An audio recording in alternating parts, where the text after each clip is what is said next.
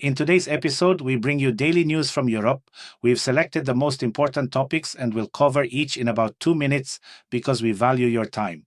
But first, please support the channel by liking and subscribing if you haven't already. It helps grow this daily European news channel and, even more importantly, helps you stay informed because tomorrow's news may change your life. Even if today seems calm, tomorrow everything might shift. Today we discuss the shocking trade agreement between the EU and USA with 15% tariffs that has divided Europe into two camps and sparked fierce criticism of Ursula von der Leyen. This deal represents one of the most controversial moments in transatlantic relations since the founding of the European Union. The agreement was signed just hours before Trump's deadline, avoiding what could have been catastrophic 30% tariffs on all European exports. However, the terms have left many questioning whether Europe has sacrificed its sovereignty for economic survival. From Paris to Budapest, political leaders are expressing outrage at what they see as capitulation to American demands. The French government has called it a black day for European independence, while Hungarian leadership describes it as complete submission. German industry associations are warning of devastating consequences for European competitiveness. This isn't just about trade numbers, it's about the fundamental question of whether Europe can maintain its position as an independent economic power or if it has become a junior partner to American interests. The ramifications of this deal will be felt for decades to come. Europe is in shock from the trade agreement that Donald Trump and Ursula von der Leyen concluded at a meeting in Scotland literally at the last moment before the August 1st deadline. Without this deal, the US threatened to impose 30% tariffs on all European goods, which would have devastated European exports and triggered a massive recession across the continent. Now, the base tariff will be 15%, which is still 4 times higher than previous rates, representing a significant blow to European competitiveness. Steel and aluminum maintain an even more punishing 50% tariff, effectively pricing European metals out of American markets. Trump called this the biggest deal in history, and from his perspective, it certainly is. Under the agreement, the European Union commits to purchasing American energy worth $750 billion over the next 5 years, completely restructuring Europe's energy landscape. The EU will also invest $600 billion more in the American economy than current levels, essentially subsidizing American growth at European expense. Even more significantly, the EU will replace Russian gas with American liquefied gas, use American AI chips in all major technology projects, and for the first time in history, fully adopt US automotive and industrial standards across all member states. This means European manufacturers will have to redesign their products to meet American specifications.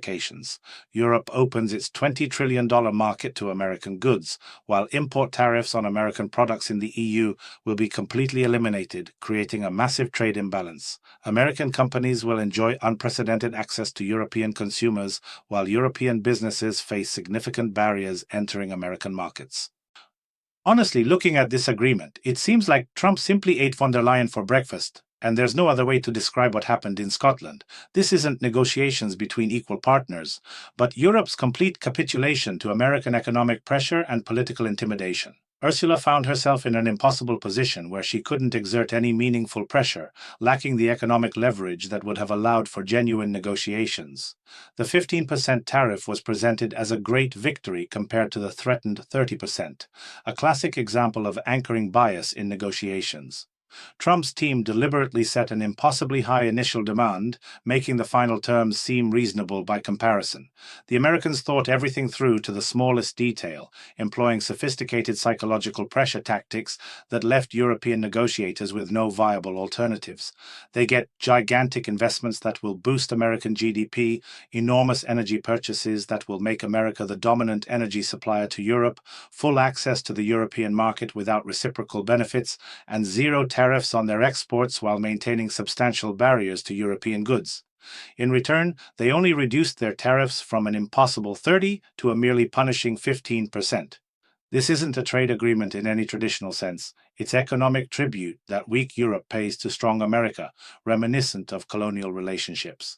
The most tragic aspect is that this reflects the harsh reality of today's geopolitical balance, where Europe has become economically dependent on America to such an extent that genuine independence is no longer possible.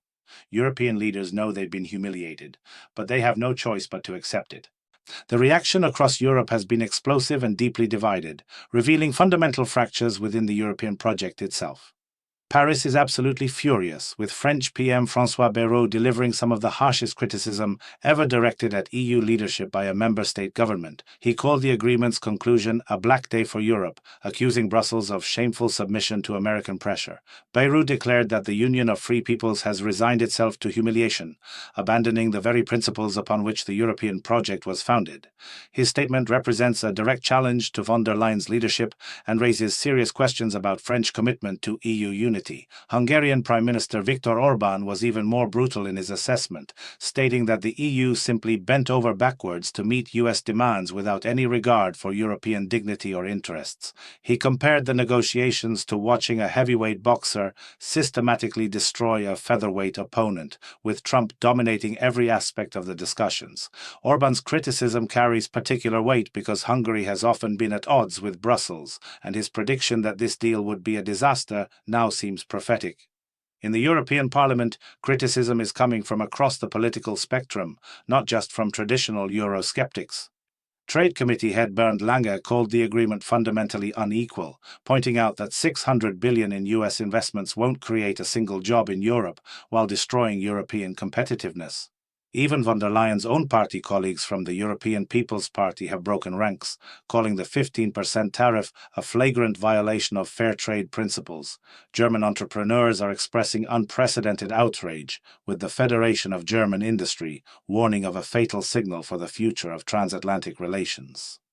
What makes this situation particularly humiliating for European leaders is the stark contrast with the trade agreement the Americans recently concluded with post-Brexit Britain. The UK, negotiating as a single nation rather than a complex union of 27 member states, managed to secure significantly better terms than the entire European Union. This comparison is devastating for Brussels' credibility and raises serious questions about the effectiveness of collective European bargaining power. British negotiators achieved lower tariff rates, better market access, and more favorable investment terms, proving that smaller, more agile negotiating teams can sometimes outperform large bureaucratic institutions. German economists are speaking with unusual frankness about the situation, describing the agreement as deeply humiliating, while acknowledging that it accurately reflects the current balance of power between America and Europe. Brussels simply had no meaningful leverage over Washington, a reality that exposes decades of strategic mistakes in European policymaking. Complete technological dependence on American companies, military reliance on NATO protection, and energy vulnerability have left Europe without any credible threats or alternatives in negotiations. Now Europe will be forced to accept American industrial standards, fundamentally altering how European businesses operate and potentially destroying competitive advantages built up over decades. European companies will have to buy American energy at premium prices, use American technology even when superior alternatives exist, and design products according to American specifications. This represents economic subordination in its purest form, transforming Europe from an independent economic power into an American economic satellite. The most depressing aspect of this entire debacle is watching European leaders desperately try to put positive spins on what everyone knows is a complete disaster for European interests and sovereignty. German Chancellor Friedrich Merz offered lukewarm support while carefully avoiding any genuine enthusiasm, clearly recognizing the political dangers of appearing too critical of an agreement that his own government will have to implement. Italian Prime Minister Giorgia Meloni spoke vaguely about positive aspects while demanding to see more details, a diplomatic way of expressing deep reservations without directly contradicting EU leadership. Spanish Prime Minister Pedro Sánchez provided support without any trace of conviction, his body language during press conferences revealing what his diplomatic words could not.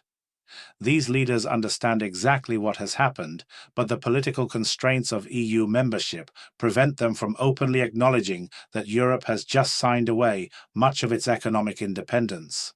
Only the French and Hungarians have had the courage to speak honestly about this capitulation, though from very different political perspectives. This situation perfectly illustrates how weak Europe has become as a coherent geopolitical actor, unable to defend its own interests against American pressure despite representing the world's largest single market. Trump has successfully implemented his America First agenda, while European leaders find themselves explaining to their citizens why they agreed to become America's junior economic partner. Ursula von der Leyen, who built her political reputation on promises of European strategic autonomy and digital sovereignty, has instead overseen the largest voluntary surrender of European economic independence in the Union's history. Support the channel and subscribe if you haven't yet. It's important for the growth of this daily news format and for you personally, because tomorrow may bring a new story.